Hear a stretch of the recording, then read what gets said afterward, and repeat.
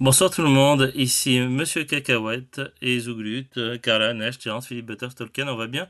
Nous sommes vendredi 5 décembre 2025, il est déjà 21h58.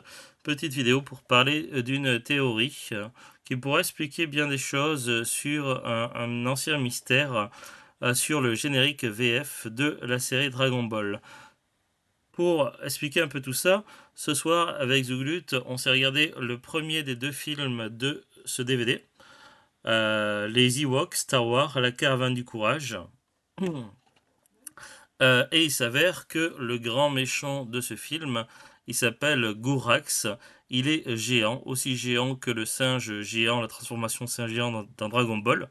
Et il n'est pas sympathique et il est très poilu.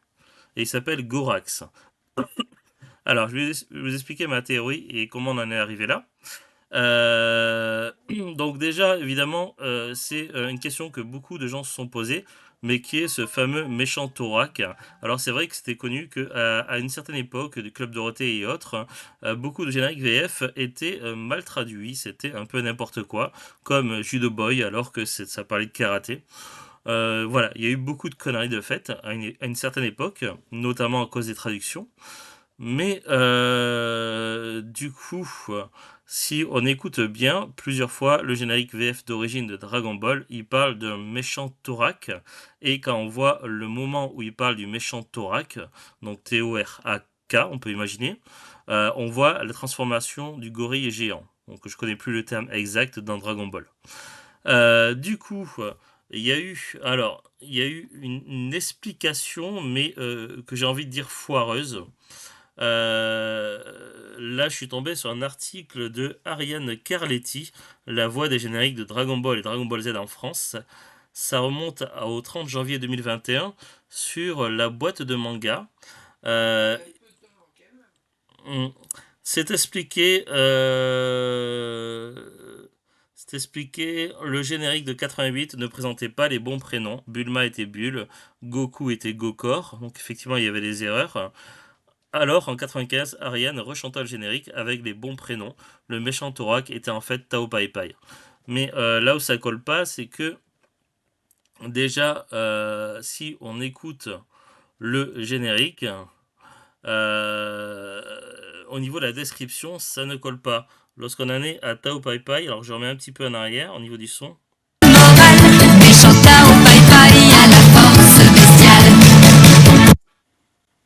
Je sais pas si vous avez entendu quelque chose, puisque là c'est un arrière-fond, mais en gros ça dit le méchant Tao Pai Pai a la force bestiale.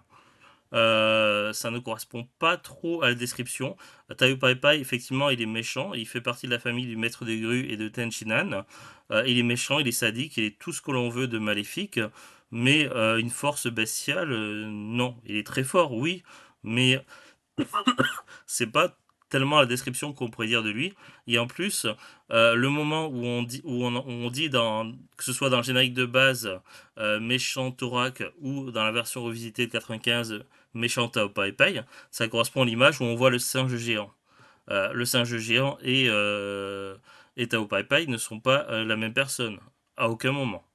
Donc c'est une explication de tentative de correction complètement foireuse. Je précise que c'est une théorie, c'est ma théorie. Pour moi, ils ont fait des conneries, ils ont essayé de rattraper, mais en corrigeant certaines... ils ont corrigé peut-être certaines choses correctement, mais l'histoire du Thorac Tao Pai Pai, c'est des grosses conneries. Et là où je persiste à penser que ma théorie de Gorax et Thorac, c'est exactement la même chose, c'est tout simplement parce que la description qui est faite pour le singe géant semble correspondre beaucoup à celle de Gorax. Du moins, c'est plus crédible que Tao Pai Pai. Et en plus, au niveau des années, ça colle pas trop mal. Parce que il faut savoir aussi qu'à l'époque, quand ils préparaient les génériques des dessins animés, ils n'avaient pas vu les dessins animés. Ils devaient faire les génériques avant d'avoir vu les dessins animés. Il y a eu des interviews qui en parlent, et donc ils ont dû pas mal improviser et faire avec ce qu'ils avaient. Parfois, ils avaient juste quelques bouts d'images ou autres.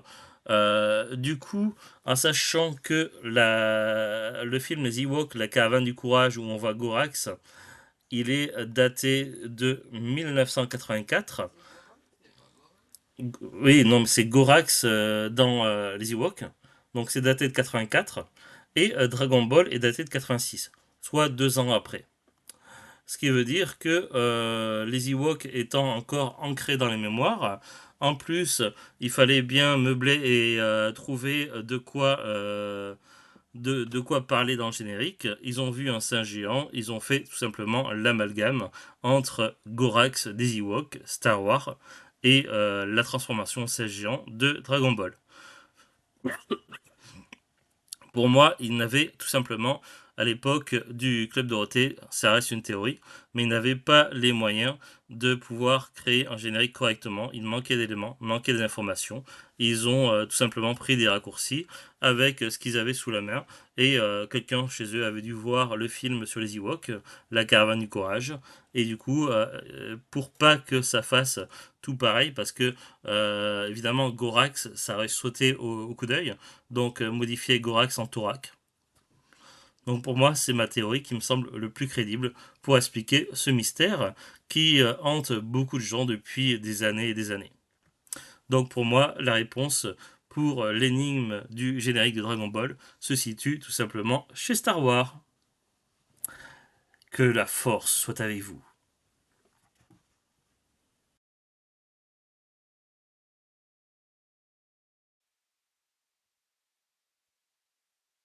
Heureux, c'est Cacahuète, petite extension de vidéo, juste une ou 2 minutes pour ajouter un petit complément à la vidéo que j'avais fait hier. Donc là aujourd'hui nous sommes le 6 décembre 2025, il est 23h27. Sur ma théorie bon ça reste toujours une théorie, sur l'énigme de Thorak dans le générique Dragon Ball, j'ai trouvé d'autres éléments intéressants.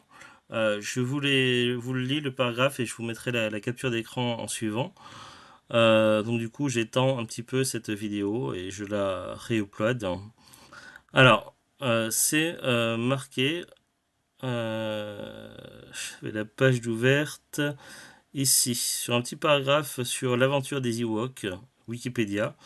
Euh, une transposition, alors voilà, bon, ça parle d'une transposition de livres, etc., donc sur les produits dérivés.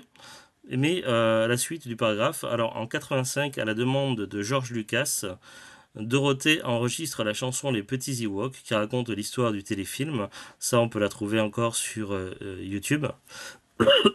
Mais ce qui est pertinent, c'est que elle est aussi la narratrice du film L'aventure des Ewoks dans la version française d'origine, puisque la voix narratrice a été remontée en suivant. Lorsque le film est sorti en DVD, en 2005, il y a eu un nouveau doublage où Dorothée était absente. Mais de base, la première voix de narratrice, c'était bien Dorothée, du Club Dorothée. Ils disent et précisent, cependant en 2021, Disney Plus propose à nouveau le doublage d'origine de 85 en mono sur la plateforme. Donc ça reste à vérifier. Mais du coup, ça rajoute un peu de l'eau à mon moulin au niveau de la théorie, puisque c'est évidemment de notoriété connue que Dorothée et Ariane étaient des collaboratrices qui travaillaient ensemble au Club Dorothée. Comme je l'ai mentionné un peu plus tôt dans la vidéo, au niveau des époques, il y a très peu d'écart entre le générique de Dragon Ball et les films sur les Ewoks. Il y a des éléments qui s'approchent beaucoup au niveau des noms. Thorak, Torek, Gorax. Oui, parce que dans le deuxième film sur les Ewoks, il y a un méchant qui s'appelle Torek. Donc Torek et Gorax, on fait le mix entre les deux, ça fait Thorak. Et comme je l'ai mentionné plus tôt dans la vidéo, un petit manque d'aspiration. Et finalement, voilà, ça devient Thorak pour la transformation du singe géant dans le générique VF. Pour moi, ça serait ça, surtout que